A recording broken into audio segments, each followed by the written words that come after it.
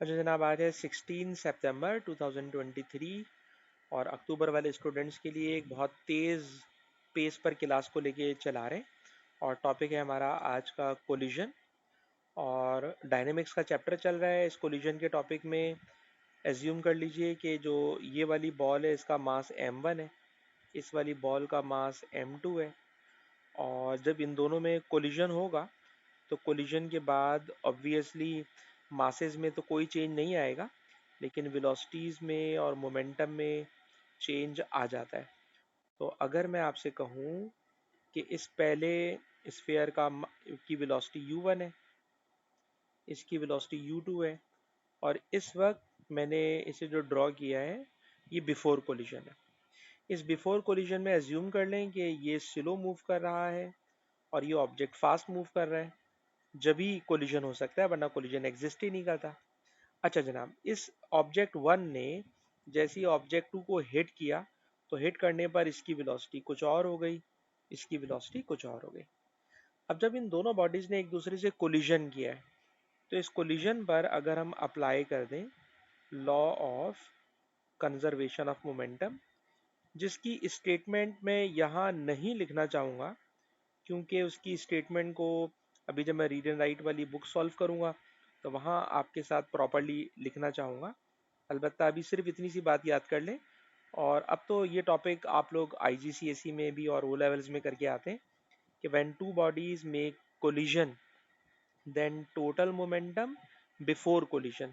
अब before collision में पहला मोमेंटम होगा m1u1 और दूसरे ऑब्जेक्ट का मोमेंटम होगा m2u2, और दोनों को प्लस करेंगे तो it is total momentum, and this is total momentum before collision. अच्छा, जब ये दोनों ऑब्जेक्ट एक दूसरे से टकरा चुकेंगे तो final momentum object number one का m1v1 होगा, दूसरे ऑब्जेक्ट का m2v2 होगा, और इसको हम कहेंगे टकराने के बाद का total momentum. So it is called law of conservation of momentum, which states that when two bodies make collision, then total momentum before collision equals to total momentum after collision. तो ये इसकी स्टेटमेंट है और आसान सी statement है। लेकिन जनाब, अगर मैं आपसे कहूँ कि इसी कोलिजन पर अप्लाई कर दें law of conservation of energy, तो एनर्जी तो हमेशा ही कंजर्व होती है, लेकिन कभी कभी काइनेटिक एनर्जी में गड़बड़ हो जाती है। कभी होती है, कभी नहीं होती। तो अभी हम टोटल एनर्जी की बात नहीं कर रहे, बल्कि हम बात करना चाह रहे हैं law of conservation of kinetic energy की। तो काइनेटिक एनर्जी के लिए भी मैं आपसे इक्वेशन लिखवाना चाहता हूँ। तो इक्वेशन क्या बनेगी, तो आपको पता है काइनेटिक एनर्जी की इक्वेशन होती है हाफ मास वेलोसिटी स्क्वायर, और दूसरे ऑब्जेक्ट के लिए हाफ मास वेलोसिटी स्क्वायर। ठीक है जनाब, it is half m v square. Right hand पर आ जाइए। तो जब आप राइट हैंड साइड पर आते हैं तो इसके अंदर भी half mass v1 square, it is after collision, half mass velocity square, it is after collision total kinetic energy. तो एक इक्वेशन मैंने लिखी law of conservation of kinetic energy, एक इक्वेशन लिखी law of conservation of momentum. अब जरा काम की बात पर आइए। वैसे तो ये दोनों भी बातें काम की हैं, लेकिन कहते हैं कोलिजन दो तरह के होते हैं। एक कोलिजन कहलाता है इलास्टिक कोलिजन, और एक कोलिजन कहलाता है inelastic collision.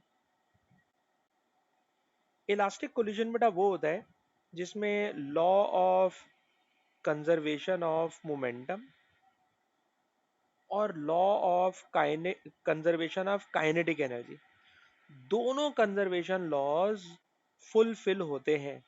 To bodies make collision and they will obey law of conservation of momentum as well as law of conservation of kinetic energy. लेकिन इन इलास्टिक कोलिजन में momentum तो conserve होगा, लेकिन kinetic energy conserve नहीं होती। Kinetic energy conserve नहीं होती in elastic collision में। तो ये बिल्कुल बेसिक्स हैं जो कि आपको आना चाहिए, नंबर वन। नंबर टू, एक और चीज़ ज़रा सीख लीजिए कि जब कभी हम लोग मोमेंटम का टॉपिक कर रहे होते हैं तो हम लोगों ने कुछ साइंस ऑफ कन्वेंशन फिक्स की हुई हैं, और उसको आप देखिएगा इस पूरे चैप्टर में मैं हमेशा हर जगह यूज़ करूँगा। और वो ये कि अगर कोई भी ऑब्जेक्ट मूव कर रहा होगा टूवर्ड्स राइट हैंड साइड, तो अगर उसकी डायरेक्शन टूवर्ड्स राइट साइड होगी, तो याद रखिएगा उसके मोमेंटम को, उसकी वेलोसिटी को या मोमेंटम को मैं पॉजिटिव मोमेंटम लूंगा. If an object is moving towards right hand side, then its momentum is considered positive. And if an object is moving towards left hand side, तो vice versa. जब left side की तरफ कोई object move कर रहा होगा तो मैं उसके मोमेंटम को नेगेटिव कंसीडर करूंगा. तो इस वाली बात को भी नोट कर लीजिए कि right side there is positive momentum, left side there is negative momentum. ठीक है जनाब. तो ये साइन ऑफ कन्वेंशन आपने याद रखनी है आज वाले टॉपिक को करने के लिए. ठीक है जनाब. एक और बात जरा सीख लीजिएगा कि जब कभी दो बॉडीज एक दूसरे से कोलिजन करती हैं, तो कोलिजन करने में कभी कभी ऐसा होता है, और ऐसा इन इलास्टिक कोलिजन के लिए हमेशा होता है, इन इलास्टिक कोलिजन में कि कोई ऑब्जेक्ट किसी बॉडी को हिट करेगा और हिट करने के बाद दे स्टिक टुगेदर. फॉर एग्जांपल ये दो बॉडीज हैं, इन दोनों बॉडीज में कोलिजन हुआ, और कोलिजन के बाद हुआ जनाब ये कि दोनों बॉडीज एक दूसरे के साथ स्टिक टुगेदर हो गई. तो ये बात भी जहन में रखिएगा कि जब दो बॉडीज स्टिक टुगेदर हो जाती हैं तो ऐसा कोलिजन हमेशा इन इलास्टिक कोलिजन होता है. और ऐसे इन इलास्टिक कोलिजन के लिए अगर हम आपसे कहें मोमेंटम की इक्वेशन लिखें तो क्या होगी? तो दोनों एक दूसरे के साथ कंबाइन हो चुके हैं, कंबाइन. तो अगर कंबाइन हो चुके हैं तो इसके लिए बिफोर कोलिजन लिखोगे m1u1 प्लस m2u2. लेकिन after collision as they stick together and their velocity, final velocity after collision is same, so either you should write m1v plus m2v. और मेरे ख्याल में ज़्यादा बेहतर होगा कि अगर मैं v कॉमन ले लूँ और v कॉमन लेकर m1 plus m2 into we लिख दूँ तो ये बेहतर होगा. तो एक तो ये वाला केस पहले से ही लिख लें कि जब कभी स्टिक टुगेदर बोलेगा तो स्टिक टुगेदर वाले केस में हमेशा ऐसा करेंगे. And it is an example of in elastic collision. पहले से बता दूं ये इन इलास्टिक कोलिजन की एग्जाम्पल है, और मैं इसको लिखता हूँ example number 1, in elastic collision की एग्जाम्पल नंबर 1. और एक और मैं आपको एग्जाम्पल देना चाहूंगा इलास्टिक कोलिजन की, इन इलास्टिक कोलिजन की, और वो ये कि कभी कभी ऐसा होगा कि कोई एक ऑब्जेक्ट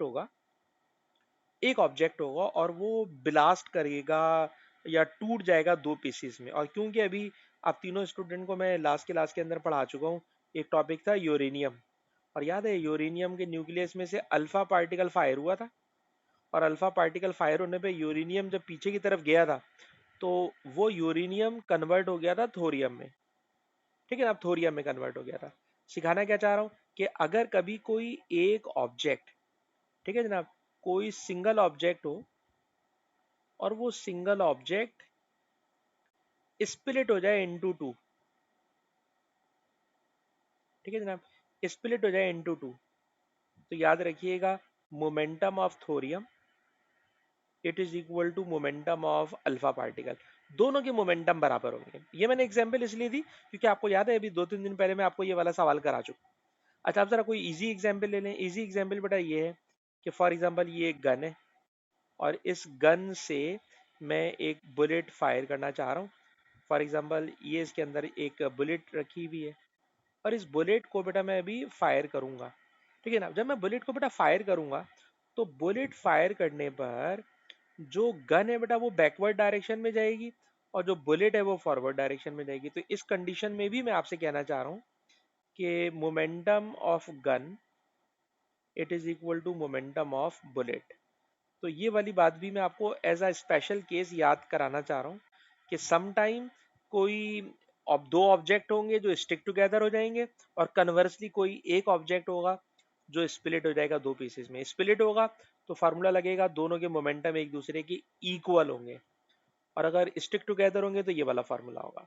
ठीक है ना. आप तो उसको जहन में रखिएगा. ये सारी बातें मैंने विद रेस्पेक्ट टू मोमेंटम कही है और काइनेटिक एनर्जी कही है. अच्छा, एक और बात, मोमेंटम एक वेक्टर क्वांटिटी है, और अगर मोमेंटम एक वेक्टर क्वांटिटी है और ऑब्जेक्ट के कोलिजन में एंगल बन गया, अगर एंगल बन गया और बनता है अब सवालों में, अगर एंगल बन गया तो आप समझ जाएं इस क्वेश्चन में हमें वेक्टर का एक्स कंपोनेंट वाई कंपोनेंट उस तरफ जाना पड़ेगा। और याद रखें कि काइनेटिक एनर्जी स्केलर क्वांटिटी है, तो एंगल बने ना बने काइनेटिक एनर्जी पे कोई फर्क नहीं पड़ता। तो ये वाली बात भी जहन में रखिएगा, वेक्टर के लिए एंगल बनने पे कैलकुलेशन काफी खौफनाक हो जाती है, लेकिन अगर स्केलर क्वांटिटी है तो स्केलर क्वांटिटी में एंगल बनने से कोई फर्क नहीं पड़ता। तो मैंने बेटा मोमेंटम के बारे में आपसे बातें कर ली, काइनेटिक एनर्जी के बारे में आपसे बातें कर ली, और अब सवाल कराने जा रहा हूँ, लेकिन एक बात मुझे और पढ़ाना है। उस बात का नाम है रिलेटिव मोशन। रिलेटिव मोशन में क्या होता है, या रिलेटिव वेलोसिटीज में क्या होता है, तो ज़रा उसका भी एक रूल है जो मैं आपको याद कराना चाहता हूँ। और वो रूल बेटा ये है कि अगर कभी दो बॉडीज एक दूसरे से कोलिजन करने के लिए आ रही हो, तो फॉर एग्जांपल ये दोनों बॉडीज एक दूसरे को अप्रोच कर रही हैं, अभी दोनों में कोलिजन हुआ नहीं है, ये दोनों एक दूसरे को अप्रोच कर रही हैं, इसकी वेलोसिटी u1 है, इसकी वेलोसिटी u2 है। ठीक है जनाब। तो याद रखिएगा दोनों की एरो चेक करें सर, दोनों के एरो अपोजिट डायरेक्शन में। अगर कभी भी एरोज अपोजिट डायरेक्शन में हो, एरोज मूवमेंट अपोजिट डायरेक्शन में हो, तो their velocities are added and it is called relative velocity. Relative velocity का रूल है opposite direction movement velocities are added. In the same way अगर दो और मैंने ब्लॉक्स ले लिए और इन दोनों ब्लॉक्स को भी मैं अपोजिट डायरेक्शन में मूव करवा रहा हूँ, अपोजिट डायरेक्शन में मूव करवा रहा हूँ, तो डायरेक्शन दोनों की अपोजिट है। अपोजिट है तो सर इसका भी केस यही है, ऑल दो के दे आर मूविंग अवे। तो मेन चीज अप्रोच या अवे नहीं है। देखिए अवे में भी प्लस करवा रहा हूँ और ऊपर अप्रोच में भी प्लस करवा रहा हूँ, दोनों का फार्मूला मैंने एक ही लिखा है। मेन चीज क्या है कि दोनों की डायरेक्शन ऑफ मोशन एक दूसरे के अपोजिट है। अपोजिट में डायरेक्शन में मूव कर रहे होंगे, एरो अपोजिट डायरेक्शन में, तो their velocities are added. Opposite direction velocities are added. And now if the two bodies are moving in the same direction, two bodies are moving in the same direction, consider it is v1, consider it is v2, या मैं number लिख दूं तो ज़्यादा अच्छा होगा। ये 60 की स्पीड से जा रहा है ऑब्जेक्ट और ये 80 की स्पीड से इसको ओवरटेक करने के लिए जा रहा है। अब अगर मैं आपसे पूछूं इन दोनों की रिलेटिव वेलोसिटी क्या होगी, तो इन दोनों की रिलेटिव वेलोसिटी निकालने के लिए आपको सब्ट्रैक्ट करना पड़ेगा। और इसमें फिर अगेन नोट करें कि ये दोनों एक दूसरे को अप्रोच कर रहे हैं, दोनों तो नहीं कर रहे, ये जो ये वाली कार है, ये कार नंबर 1, ये कार नंबर 2 को अप्रोच कर रही है, अप्रोच कर रही है, अप्रोच या अवे का कोई चक्कर नहीं है इसके अंदर। अहम तरीन बात है डायरेक्शन ऑफ एरो। अगर दोनों के एरो सेम डायरेक्शन में, तो सेम डायरेक्शन में वेलोसिटीज सब्ट्रैक्ट होंगी। और देखा जाए तो ये वेक्टर वाले रूल्स के अपोजिट है, तो प्लीज इसके ऊपर वेक्टर अप्लाई नहीं कीजिएगा whenever we are talking about relative velocity. तो रिलेटिव वेलोसिटी में सेम डायरेक्शन में वेलोसिटीज सब्ट्रैक्ट होती हैं और अपोजिट डायरेक्शन में वेलोसिटीज ऐड होती हैं। और अगर दो बॉडीज सेम वेलोसिटी से जा रही हो या स्टिक टुगेदर हो जाए, स्टिक टुगेदर हो गई और दोनों सेम डायरेक्शन में जा रही हैं, तो ऑब्वियसली दोनों साथ जा रही हैं, फॉर एग्जांपल दोनों की वेलोसिटी 80 है, तो इन दोनों की रिलेटिव वेलोसिटी जीरो हो जाएगी।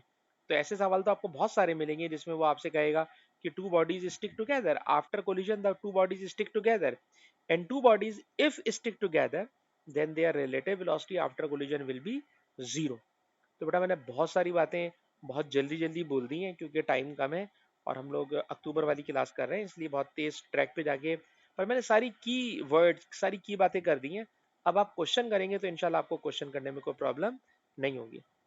तो ये वाली शीट मैं आपके साथ शेयर कर देता हूँ ताकि आप इन बातों को, अभी जब मैं क्वेश्चन कर रहा हूँ तो कहीं पे ज़रूरत पड़े तो आप इसके स्क्रीनशॉट को देख सकें। तो ये बेटा PDF I am sharing on your WhatsApp and now we are starting new book. अच्छा बेटा जो न्यू बुक वाले सवाल हैं, ये न्यू बुक वाले क्वेश्चन जाहिर सी बात है ना मैंने समी को कराए और ना बेटा मैंने मारिया आपको कराए, तो मतलब वीडियो में है ही नहीं, इसको करी पहली दफ़ा रहा हूँ मैं, स्कैन ही अभी करा है मैंने इसको। तो चलिए जनाब स्टार्ट करते हैं फ्रॉम क्वेश्चन नंबर, कल की क्लास में हम लोग क्वेश्चन नंबर 5 कर चुके हैं, क्वेश्चन नंबर 6 इस चैप्टर का है ही नहीं, पता नहीं क्यों डाल दिया इसने ना। क्वेश्चन नंबर 7, क्वेश्चन नंबर 7 को अगर हम देखें तो क्वेश्चन नंबर 7 में पहली बात तो कह रहे हैं जनाब Newton third law of motion लिखें। तो Newton third law of motion मेरा लिखने का कोई प्रोग्राम नहीं है, वही वाली बात है जनाब कि action reaction forces equal in magnitude opposite in direction, वो आप नोट्स में से याद करके लिख लेंगे। असल में मैंने क्वेश्चन कराना है, जरा क्वेश्चन को देखिए बेटा। क्वेश्चन है कि इस ऑब्जेक्ट का नाम एक्स है और इसका मास एम एक्स है। इस ऑब्जेक्ट का नाम वाई है, इसका मास एम वाई है। अच्छा, एक्स की वेलोसिटी 5v है, एक्स की वेलोसिटी 5v है, वाई की वेलोसिटी मेरे ख्याल में स्टेशनरी है, जी हाँ स्टेशनरी है, तो इसकी वेलोसिटी 0 है। ठीक है जी। अच्छा, आफ्टर कोलिजन साफ नजर आ रहा है, दे स्टिक टुगेदर लिखा हुआ भी है, स्टिक टुगेदर। जब ये स्टिक टुगेदर हो गए तो पक्की बात है ये इनइलास्टिक कोलिजन है। सर पूछ क्या रहे हैं, पूछ ये रहे हैं कि कंजर्वेशन ऑफ मोमेंटम लगाइए और शो करके बताएं कि ये रिजल्ट इसके बराबर आएगा, m Y upon M x equal to 4 आएगा। चलें कर लेते हैं। क्या करेंगे तो जरा सुनिए जनाब, खुद कह रहे हैं कंजर्वेशन ऑफ मोमेंटम लगाइए, तो लगाते हैं बेटा। तो बताइए, एक्स का mass M X, velocity 5v plus Y, sir Y की तो वेलोसिटी 0 है तो मोमेंटम 0 है, लिखने की जरूरत ही नहीं है। आफ्टर कोलिजन, अभी बेटा मैंने इक्वेशन लिखना सिखाई है। आफ्टर कोलिजन में एम एक्स लिखिए और एम वाई लिखिए, एम एक्स लिखिए और एम वाई लिखिए, और दोनों की वेलोसिटी है v, दोनों की वेलोसिटी है v। सही है ना, कंबाइंड वेलोसिटी भी हो गई। अच्छा, इस जीरो को बेटा लिखूं नहीं लिखूं, मैंने इरेज इसलिए कर दिया ताकि मैं थोड़ी सिंप्लीफिकेशन आसानी से कर सकूं। Now we can cancel out v on either side. ठीक है जनाब। अब जो नंबर बाकी बचे हैं, इन नंबर्स को लेकर अगर मैं आपसे कहूं कि राइट हैंड पे सिर्फ और सिर्फ बाकी बचा है M x plus m y, plus m x को इधर बुला लीजिए, तो प्लस का एम एक्स इधर आकर माइनस का m x, and it is equal to m y. ठीक है जनाब। अब आप बताइए 5 माइनस 1 करूंगा तो it becomes 4 m x and it is equal to m y. ठीक है ना। अच्छा, अब आप अगर देखें तो इसमें M X over M Y हमने प्रूफ करना है, M X over M Y मैंने प्रूफ करना है, नहीं नहीं प्रूफ क्या करना है, M Y upon M X है, sorry M Y upon M X है। अगर ये M Y upon M X है तो M Y remain as it is, M X बेटा नीचे आ गया and it is equal to 4। तो ये आपने प्रूफ कर दिया, वही काम जो आपको प्रूफ करना था, m y over m x is equal to 4, m y over m x equal to 4। देखिए बेटा जरा इसको कंप्लीट कीजिए, इसको कॉपी कीजिए।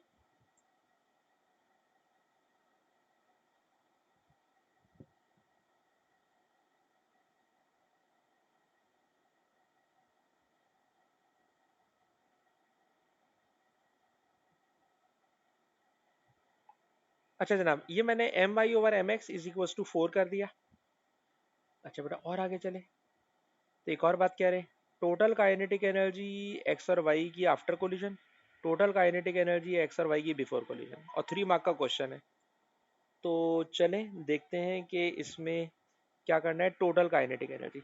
अच्छा बेटा, काइनेटिक एनर्जी की इक्वेशन में कोई मोमेंट कोई मुश्किल बात तो होती नहीं, बड़ी सिंपल सी इक्वेशन होती है।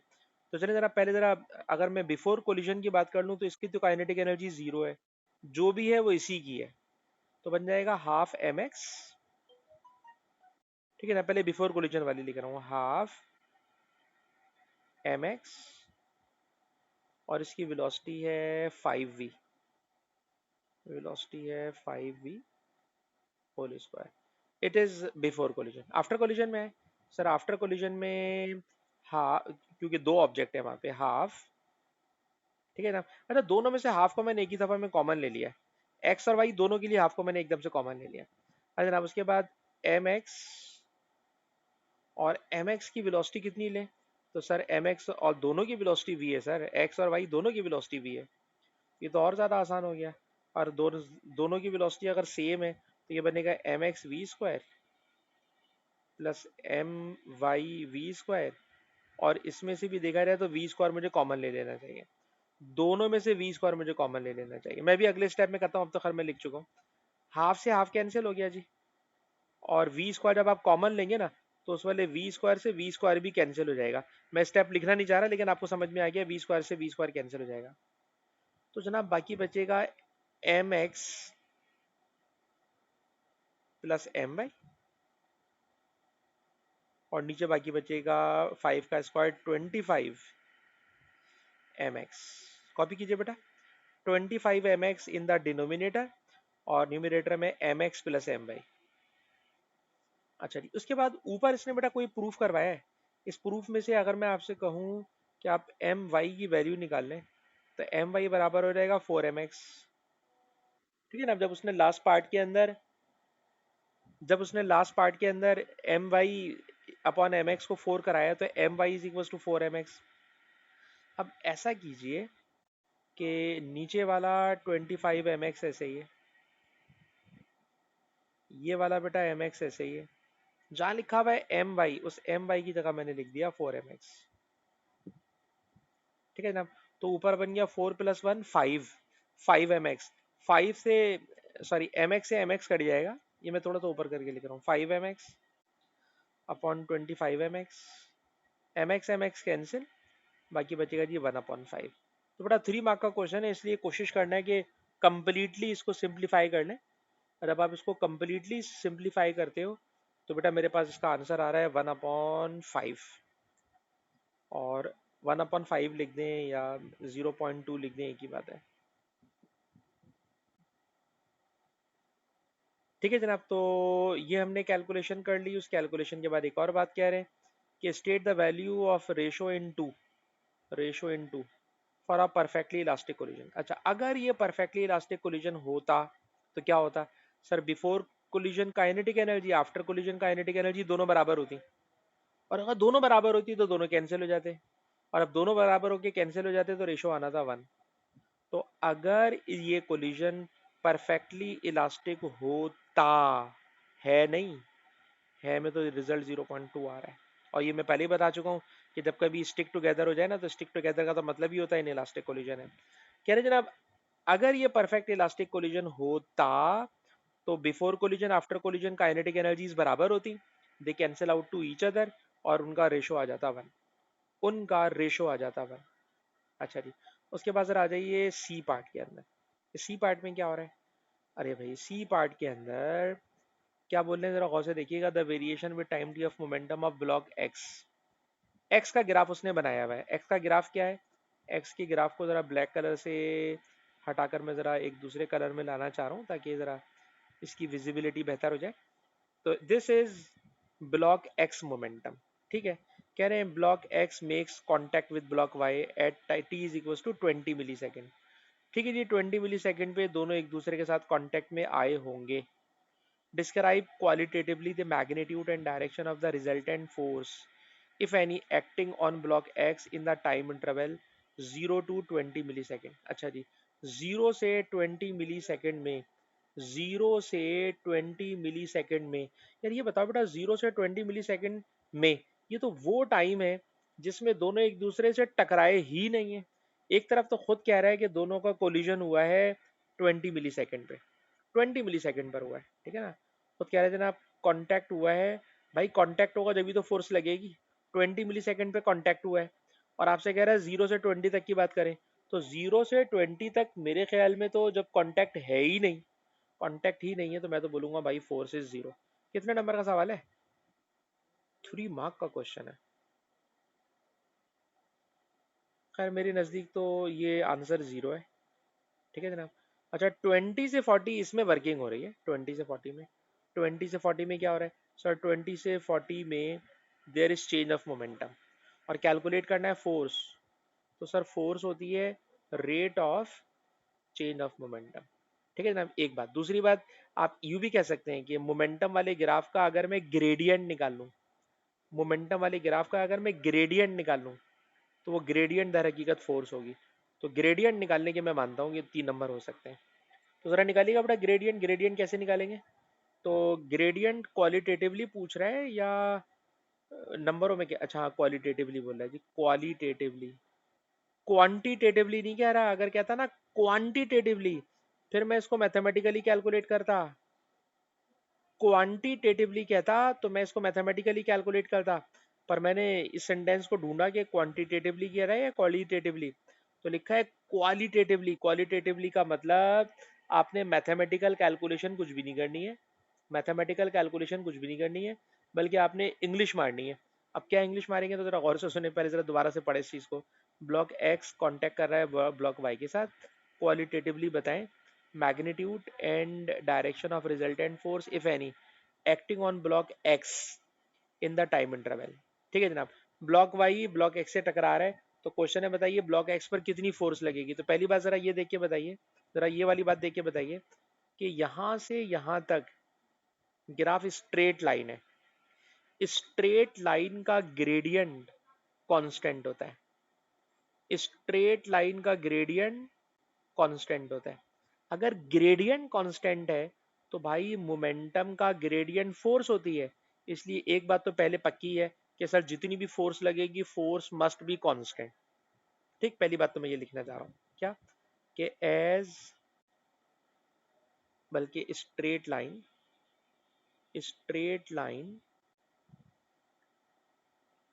कांस्टेंट ग्रेडियंट,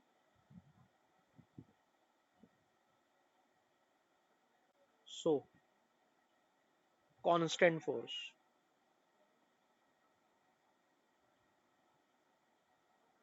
फोर्स कांस्टेंट होगी।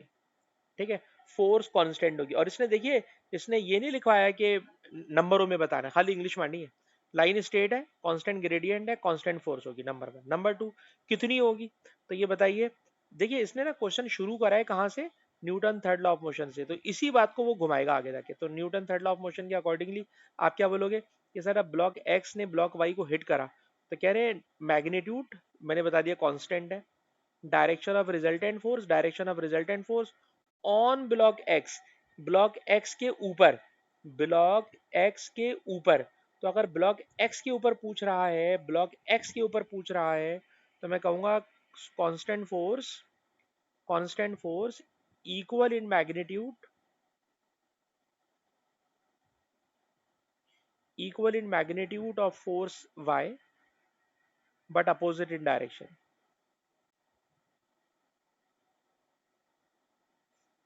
ये मैंने ना थर्ड लॉ ऑफ मोशन वाली स्टेटमेंट को यहाँ जबरदस्ती इंसर्ट किया है इसके अंदर। ठीक है जनाब, क्योंकि आप देखिए ना इसने अगर ये बोलते थे ना क्वांटिटेटिवली नंबरों में बताएं, तो नंबरों में बात करना आसान होती, हम सीधा सीधा ग्रेडियंट की वैल्यू निकाल के बोलते भाई इतनी फोर्स लग रही है। अब वो कह रहा है नहीं जी, क्वालिटेटिवली, क्वालिटेटिवली का मतलब मैथमेटिकल कैलकुलेशन नहीं करनी है, इंग्लिश बताएं। इंग्लिश क्या है सर, स्ट्रेट लाइन ग्राफ है, स्ट्रेट लाइन का मतलब कांस्टेंट ग्रेडियंट कांस्टेंट फोर्स कितनी होगी सर, एक्स के ऊपर फोर्स, तो एक्स के ऊपर फोर्स बराबर होगी जितनी फोर्स वाई एक्स पे लगा रहा है इतनी एक्स फोर्स वाई पे लगा रहा होगा, equal in magnitude but opposite in direction. ठीक है, अब इस बात को जहन में रखिएगा। अच्छा, अब क्या कह रहे हैं आपसे, एक और बात कह रहे हैं, कह रहे हैं sketch the variation of momentum of block y. ठीक है जनाब, तो ब्लॉक वाई के मोमेंटम की वेरिएशन बतानी है with time t from t is equal to 0 to t is equal to 60, 0 से 60 मिली सेकेंड तक। तो ये बताइए, ये तो जो इन्होंने मोमेंटम दिया हुआ ब्लॉक एक्स का है, ब्लॉक वाई की बात करें तो ब्लॉक वाई बताइए कोलिजन से पहले इसका मोमेंटम, समी भाई आप बताइए कितना था, समी ब्लॉक वाई का मोमेंटम बिफोर कोलिजन कितना था, 0 था। ठीक है, तो 0 था, तो इसका मतलब है कि फर्स्ट 20 मिली सेकेंड के लिए, for the first 20 millisecond it is 0। ठीक है ना, अब इसको जरा मैंने डबल लाइन से बना दिया ताकि रेड कलर अच्छा नजर आ जाए। मोमेंटम इज 0 20 मिली सेकेंड तक। अच्छा, 20 मिली सेकेंड के बाद इसका फाइनल मोमेंटम कितना है, तो फाइनल मोमेंटम के लिए क्या इसने मास दिया हुआ है, मास दिया हुआ है यार, मास तो इसने दिया नहीं है। तो फाइनल मोमेंटम, अच्छा जरा गौर कीजिए, फाइनल मोमेंटम एक्स और वाई दोनों का क्या बराबर ले सकता हूं मैं, दोनों का फाइनल मोमेंटम क्या मैं बराबर ले सकता हूँ, दोनों का फाइनल मोमेंटम क्या मैं बराबर ले सकता हूँ, ये बात मुझे समझ में नहीं आ रही। फाइनल मोमेंटम क्या लूँ, अच्छा जी फाइनल मोमेंटम क्या लिया जाए, नहीं तो अच्छा अच्छा अच्छा हाँ, m y is equal to, ये वाला रिलेशन उठा लेना, m y is equal to 4 mx। ठीक है ना, m y is equal to 4 mx। तो पक्की बात है कि जो एम वाई का मास है, एम वाई का जो मास है वो एक्स वाले मास का 4 टाइम है, मास 4 टाइम है। अच्छा, अब अगर मैं ऐसा कर लूँ, जरा गौर से सुनिएगा, अगर मैं x का मास ले लूँ 1 kg, x का मैंने मास ले लिया 1 kg, तो y का मास कितना होगा बताए? y का मास होगा 4 kg, क्योंकि ये इसका 4 टाइम है। y का मास 4 टाइम है, 4 kg होगा। ठीक है। अच्छा, दोनों की वेलोसिटी बराबर है। जब दोनों की वेलोसिटी बराबर है, क्योंकि दोनों आफ्टर कोलिजन स्टिक टुगेदर है, दोनों स्टिक टुगेदर है, दोनों की वेलोसिटी बराबर है। अगर दोनों की वेलोसिटी बराबर है तो दोनों की वेलोसिटी मैंने v से मल्टीप्लाई करा दिया, तो पता चला x का मोमेंटम होगा 1v, तो y का मोमेंटम होगा 4v। मोमेंटम होगा 4v y का। तो x का मोमेंटम देखिए किस पर आया हुआ है सर, x का मोमेंटम आया हुआ है 1v पर। और ये 1v पता है कितने डिवीजन में आ रहा है सर? 1v आ रहा है, चेक करना, 1 2 3 4 5, 5 का मतलब 5 स्मॉल डिवीजन में, 5 स्मॉल डिवीजन में आ रहा है, तो y का मोमेंटम उसका 4 टाइम होगा। तो 5 4 20, 20 ऊपर चले जाओ जरा, जाना 20 ऊपर। 20 में मुझे साफ नजर आ रहा है ये 5 10 15 20, इट विल बी 20। तो ये इसका 20 होगा फाइनल मोमेंटम, ये इसका फाइनल मोमेंटम होगा 20, और इन दोनों लाइनों को एक दूसरे के साथ ज्वाइन कर दीजिएगा। ठीक है जनाब, मैं अपनी बात को रिपीट करूंगा, मेरा नहीं ख्याल कि आपके समझ में आई होगी। मैं दोबारा रिपीट कर रहा हूँ, मैं दोबारा रिपीट कर रहा हूँ। सर इस क्वेश्चन में पहले मैंने ढूंढा कि दोनों के मास की कोई वैल्यू दी हुई है, मास की वैल्यू नहीं दी हुई थी, और समी ने मुझे याद दिलाया सर मास की वैल्यू तो नहीं दी हुई, पर मास का एक रिलेशन मेरे पास मौजूद है। मास का रिलेशन है कि वाई का मास एक्स के मास का 4 टाइम है। ठीक है। तो जब इस तरह का रिलेशन हो ना, तो हम अपने पास से कोई आसान नंबर ले लेते हैं। तो मैंने आसान नंबर क्या ले लिया? मैंने ले लिया जनाब कि x का मास है 1 kg। सर अगर x का मास 1 kg होगा ना, अगर x का मास 1 kg होगा, तो y का मास 4 kg होगा। अब आफ्टर कोलिजन दोनों की वेलोसिटी सेम है, तो x का मोमेंटम होगा 1v, तो y का मोमेंटम होगा 4v, यानी 4 टाइम का फर्क है। अगर 4 टाइम का फर्क है तो x का मोमेंटम मेरे पास मौजूद है, ये रहा x का मोमेंटम। ये x का मोमेंटम है, ये x का मोमेंटम था जो 5 डिवीजन में आ रहा था। मैंने 5 डिवीजन को, 5 स्मॉल डिवीजन को, 5 स्मॉल डिवीजन को 4 से मल्टीप्लाई करा, इट बिकम्स 20 स्मॉल डिवीजन। मैं 20 स्मॉल डिवीजन पे पहुंच गया, और 20 स्मॉल डिवीजन पे पहुंच के मैंने कहा जनाब इसका मोमेंटम है 4v। तो it is the graph for object y। हाँ बेटा मारिया बताओ, क्या ये ग्राफ बनाना समझ में आया? क्योंकि मुझे याद है इस तरह का ग्राफ मैंने तुम्हें अलीजा के साथ भी कराया था। हाँ बेटा मारिया, याद आया? आ गया ना समझ में? अलीजा के साथ भी हम लोग इस तरह का सवाल कर चुके हैं। हाँ बेटा समी, बेटा आपको भी बात समझ में आई है? दोबारा समझाऊं? 2 दफा तो समझा चुका हूँ मैं। समी बेटा। हाँ बेटा राबिया, आपको भी ये बात समझ में आई मेरी जो मैंने अभी काम किया है? राबिया बेटा। ठीक है बेटा। अच्छा जी, ये भी हमारा सवाल हो गया कंप्लीट। अच्छा, ये क्वेश्चन कंप्लीट होने के बाद अब क्वेश्चन शुरू हो रहे हैं एंगल वाले। लेकिन मैं एंगल वाला क्वेश्चन आज अटेम्प्ट नहीं करूंगा, एंगल वाला आज नहीं करूंगा। एंगल वाले में सारे हमेशा एक ही दिन क्लास में कराता हूँ जिसमें सारे एंगल वाले सवाल होते हैं, तो मैं भी एंगल वाले क्वेश्चन को नहीं उठा रहा। एंगल वाला क्वेश्चन अभी नहीं उठा रहा इसमें। इस पर आ जाए जी, क्वेश्चन नंबर 10 पर आ जाए बेटा जल्दी से। क्वेश्चन नंबर 10 पर आ जाए आपकी नई बुक में। क्वेश्चन नंबर 10, क्वेश्चन नंबर 10 है जनाब, एक ब्लॉक है जिसका मास 0.4 kg है। अच्छा, मास नहीं है बल्कि मोमेंटम है, मोमेंटम 0.4 है।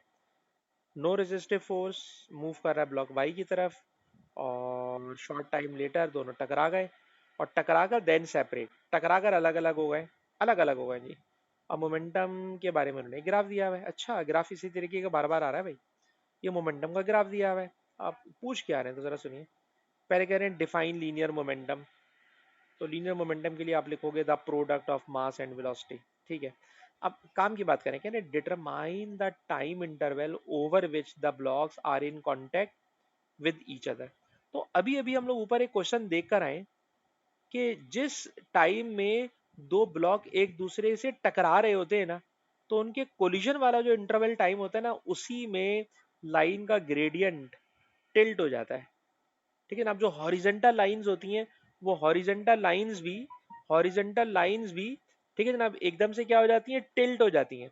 और जब हॉरिजेंटल लाइंस टिल्ट होती हैं, जब हॉरिजेंटल लाइंस टिल्ट होती हैं, तो वही पॉइंट, वही उनका टाइम ऑफ कांटेक्ट होता है। तो जरा इस क्वेश्चन में भी आप देखिए कि दो तो नहीं, लेकिन कम से कम एक से तो मुझे साफ नजर आ रहा है कि ये 60 से स्टार्ट हुआ है टाइम कोलिजन का, और ये 100 पे जाके खत्म हुआ है, क्योंकि इसी ड्यूरेशन में लाइन टिल्ट हुई हुई है, 60 टू 100। और अगर ये 60 टू 100 है तो it is 40 millisecond time interval, it is 40 millisecond time interval, तो it is 40 millisecond time interval. It is a 1 mark question. So it is that time interval for which the two bodies remain in contact. दोनों bodies एक दूसरे के साथ in contact है. दोनों bodies एक दूसरे के साथ in contact है. अच्छा और आगे चलें. कह रहे थे आप describe without calculation the magnitude of acceleration of block y from 80 millisecond to 100 millisecond. ठीक है जनाब. Without calculation. तो बेटा विदाउट कैलकुलेशन का मतलब ये हुआ कि अगेन ये जो क्वेश्चन है ना, ये क्वेश्चन क्या है, क्वांटिटेटिवली नहीं करना है, बल्कि हमने क्या करना है, क्वालिटेटिवली बातें करना है. और बताइए जब आपने क्वालिटेटिवली बातें करनी है तो क्वालिटेटिवली बातों में सिर्फ ये बताना है कि भाई लाइन स्ट्रेट लाइन है, कर्व है, क्या है क्या नहीं है. तो जरा देख के बताइएगा. सभी मैं आपसे सवाल कर रहा हूँ. ये बताइए 80 मिली सेकेंड से 100 मिली सेकेंड तक. ठीक है जनाब. क्या बात करनी है, कैलकुलेशन नहीं करनी, वाई के एक्सेलरेशन पे कमेंट्री करें. आप बताइएगा 80 से 100 मिली सेकेंड क्या हो रहा है. 80 से 100 millisecond, this is 80, it is 100. तो ये ग्रेडियंट कांस्टेंट है, तो फोर्स कांस्टेंट है. और अगर फोर्स कांस्टेंट है तो एक्सेलरेशन कांस्टेंट है, क्योंकि मोमेंटम का ग्राफ है. मोमेंटम के ग्राफ से मैं डायरेक्ट एक्सेलरेशन पे नहीं जा सकता. तो मैं यूं कहूंगा, straight line, constant gradient, constant force. Constant force की वजह से कांस्टेंट एक्सेलरेशन. अच्छा ये मैंने आपको समझाने के लिए इतनी लंबी की है. आप तो भाई बिल्कुल आखिरी वाला सेंटेंस भी लिखेंगे तो वो एक्सेप्ट कर लेगा, क्योंकि आपसे वो ये नहीं कह रहा कि हमें पूरी पूरी कहानी लिख के बताएं. लेकिन अगर आप लिख देंगे तो उसको बात समझ में आ रही है कि बच्चे ने कहाँ से उठाया. स्ट्रेट लाइन है, कांस्टेंट ग्रेडियंट है, फोर्स कांस्टेंट है, कांस्टेंट एक्सेलरेशन है. अच्छा मारिए आपसे पूछूंगा, 100 से 120 में क्या हो रहा है आपके ख्याल में. 100 से 120 इसमें क्या हो रहा है, acceleration. What about acceleration. Zero हो गया, क्योंकि हॉरिजेंटल लाइन का मतलब वेलोसिटी कांस्टेंट हो गई है ना. मोमेंटम कांस्टेंट का मतलब वेलोसिटी कांस्टेंट हो गई. वेलोसिटी कांस्टेंट हो गई तो जनाब zero gradient, zero force, zero acceleration. ठीक है जी. अब आपको ये बातें समझ में आ चुकी हैं. अब उसके बाद कह रहे हैं determine the magnitude of force exerted by block y on block x. Force बताइए जो एक दूसरे पे लग रही है. तो भाई एक दूसरे पे जो लगने वाली फोर्स है ना, वो ऑब्वियसली इसी ड्यूरेशन में. तो इस ड्यूरेशन में जब वो एक दूसरे के साथ कांटेक्ट में, फोर्स कैलकुलेट करना है, जो मैं नहीं कर रहा कैलकुलेट. आपने क्या करना है, फोर्स कैलकुलेट करना है. मोमेंटम दिया हुआ है, तो आप मोमेंटम वाले ग्राफ का क्या निकालोगे, ग्रेडियंट निकालोगे. ठीक है जनाब. इस वाले ग्राफ का निकालोगे ग्रेडियंट, और जो ग्रेडियंट आएगा it will be the force. ठीक है जनाब. आंसर लिख रहा हूँ, 13 इसका आंसर आएगा. ठीक है जनाब. तो आप इसका ग्रेडियंट निकालोगे, gradient will be the force. ठीक है जनाब. तो ग्रेडियंट आपने निकालना है, जो मैं नहीं करा रहा. इसका जो लास्ट पार्ट है ना, वो समझाने वाला है. वो लास्ट पार्ट वही वाला होगा, एक का ग्राफ दे देंगे फिर बोलेंगे दूसरे का ग्राफ बना के बताओ. तो ब्लॉक वाई का ग्राफ दिया हुआ है, मेरे ख्याल में ब्लॉक एक्स का ग्राफ पूछेगा. क्या कह रहे जनाब, sketch the variation of momentum of block x. X का आपने ग्राफ बनाना है 0 से 160 मिली सेकेंड तक. ठीक है जी. ये बताइए ब्लॉक एक्स जो है वो तो मूव करता हुआ आ रहा था पहले से ही, बल्कि उसका मोमेंटम भी लिख के दिया हुआ है. मोमेंटम खुद लिख के दिया हुआ 0.4 है. तो 0.4 का है सर, ये रहा 0.4, ये रहा 0.4. और ये 0.4 momentum will remain constant until 60 millisecond. तो 60 मिली सेकेंड तक मोमेंटम विल रिमेन कांस्टेंट. एक बात हो गई. ठीक है. अच्छा उसके बाद फिर इन दोनों में कोलिजन हुआ. अब कोलिजन के बाद ब्लॉक वाई का मोमेंटम कितना होगा. तो ब्लॉक वाई का मोमेंटम कैसे निकालेंगे, तो जरा गौर से सुनना. कहते हैं sir total momentum before collision is equal to total momentum after collision. ठीक. आफ्टर वाले के ऊपर मैंने डैश लगा दिया ताकि फर्क रहे. ठीक है. अच्छा बताइए बिफोर कोलिजन एक्स का मोमेंटम था 0.4. टकराने से पहले एक्स का मोमेंटम था बेटा 0.4. वाई का मोमेंटम तो साफ नजर आ रहा है, जीरो है.